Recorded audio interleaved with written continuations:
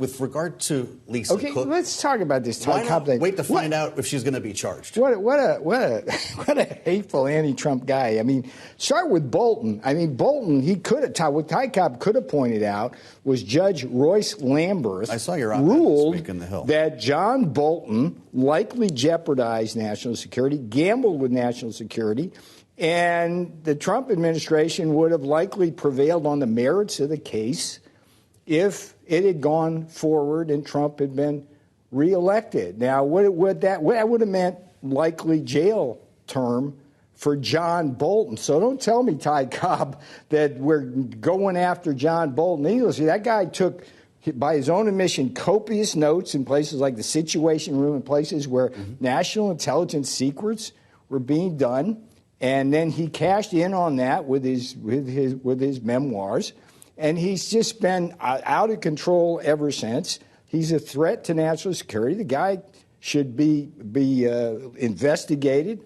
If they find he's got what we think he might have, that guy should go to a federal prison. Why not the same approach to Lisa Cook? Why not wait to find out the results so of the let's talk Lisa Cook. Yeah. So here's the thing. This is a very interesting case. The way the statute reads is that the president unequivocally has authority to fire for cause. In this case, the cause would be malfeasance. So what do we know here? What we know here appears to be a slam dunk damning case. What do we got? I couldn't believe this when I saw this. Two mortgage applications, yeah. In 2 weeks, where she put on, to be full-time she both residents. claimed they were her permanent residents. Yes. The way the rules are, you got to occupy within 60 days and stay there for at least a year. Sure. I mean, by the math of it, you can't do that in two houses. Okay, so on the face of it, that's malfeasance. Now, the statute doesn't say the malfeasance has to happen while you're in office in the Fed. It just says malfeasance. Now, look at the history. I mean, we've had, I can go 20 names of people who left administrations because of allegations like this under a scandal. The appearance or impression of I impropriety. mean, one of the in guys, this case, though, because but people are already asking you about politicizing the Fed, why not embrace due process? This is due process. The president has the power to do exactly what she's doing. Fire her for cause, in this case, malfeasance. Now, for those who, look, Nixon resigned without a trial. We had the whole Contra thing. Those people were gone without a trial. She says she's suing you tonight. The ones that's most relevant here is the independent agency guys who were fired by Biden.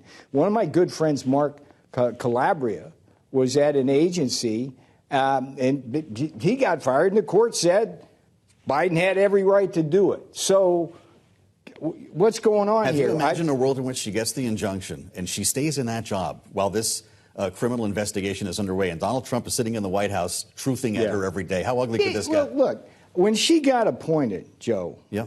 Back when I was outside and Biden was the appointee, I said flat out, it was a terrible hire. It was a DEI hire. She's not qualified.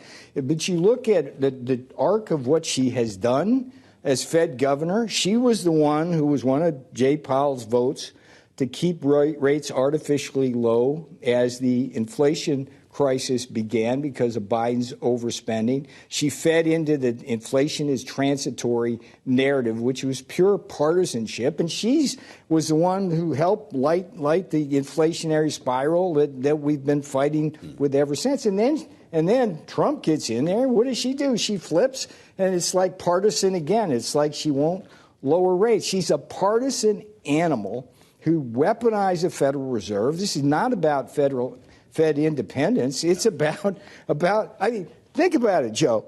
2 mortgages in 2 weeks claiming falsely. Now, here's the thing. This is personal to me. Well, I understand. When I went Using language like animals. I went to prison. I went to prison, Joe, for defending the Constitution. And when I was in there, which is why this is relevant, is there were at least 2 guys I knew in there who were in there for a long time for similar charges. And you don't only go to prison, you get your assets seized, there's forfeiture, and generally there's restitution that has to be paid. So this is not, folks, This is not a slap on the wrist. This is not a little thing. I mean, people are in prison. And what does it say about the world if she tries to hide behind the fact that she hasn't had a trial yet, when in fact the facts are the facts, and it doesn't require a trial? I read your view on that. Yeah. I don't think you want to. You don't want to call Lisa Cook an animal. You didn't mean that. A what? An animal? I didn't say that. Well, I didn't mean to say that. You said partisan animal. I just. A I partisan animal. Okay. That we understand. I understand. So, but I apologize. Okay, fine. I just want to give you. I don't want you to leave without. A partisan. I mean, look. It's just a figurative term. Should we investigate everyone who disagrees with Donald Trump? Of course not. But that's not what this is about. It's not. This is absolutely not what this is about. The mortgage Bolton, applications. it's not what that's about. Not Bolton what she did before. Walked out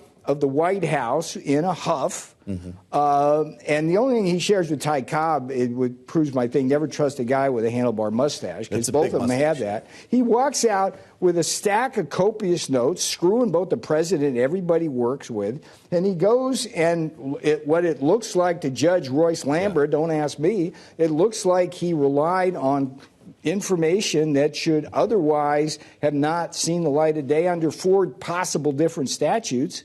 And if he did that, as Royce Lambert said, you know, I've never talked to you for this long without bringing up tariffs, you know. Yeah. We got India today. Let's do that. 50%. Are we actually in talks with India right now? Is there a potential for a deal to change that number? Look, it's real easy. India can get 25% off tomorrow if it stops buying Russian oil and helping to feed the war machine. Not sending that signal. They're not. And look, here's the thing. I'm puzzled, okay, because Modi's a great leader. These people this is a mature democracy with intelligent people running it. And they look us bald-faced in the eye on the tariff part and say, we don't have the highest tariffs in the world, when, in fact, they do. There's no dispute about that if you look at the numbers. And then they say, oh, we're not going to stop buying Russian oil. Now, what does that mean? I mean, we've talked about this, but it's worth talking to your viewers again. When India buys Russian oil at a discount, and then Indian refiners, in partnership in India with Russian refiners, make that and sell it at a premium to the rest of the world, right? Russia uses the money it gets to fund its war machine, kill more Ukrainians. And then the next thing that happens, of course, is Ukraine comes to us and Europe and says, give us some more money. So everybody in America loses because of what India is doing. The consumers and businesses and everything lose, and workers lose because India's high tariffs cost us jobs and factories and income and higher wages. And then the taxpayers lose because we got to fund Modi's war, okay?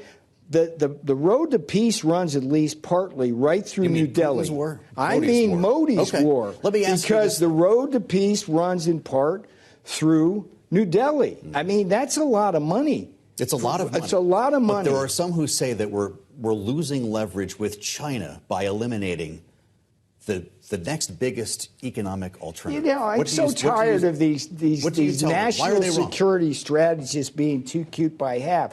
The reality is you got to stop India and China from buying Russian oil. You do that tomorrow when the war's over. Okay? The war's over. If everybody, including Europe, this is like Europe's still buying Russia oil, which is crazy, okay? If people just stop buying Russia oil, then it's only a matter of time before Putin doesn't have the money to fund that war. So Modi's a big part of it. It's 1.5 million barrels of oil a day. That buys a lot of drones and bombs to kill Ukrainians, okay? A lot. Okay, so what's troubling to me, Joe, is that the Indians are so arrogant about this. They say, oh, we don't have higher tariffs. Oh, it's our sovereignty. We can buy oil from anyone we want. India, you're the biggest democracy in the world, okay? Act like one. Side with the democracies. You're getting in bed with the authoritarians. You know, China, you've been at quiet war with them for decades. They invaded Aksai Chin and all your territory. These are not your friends, folks, okay? And the Russians, I mean, come on. With a direct appeal to the listeners and viewers here. Yes, I love India. Power. Peter Navarro, it's great to have you back, Good to see as you, always. Joe.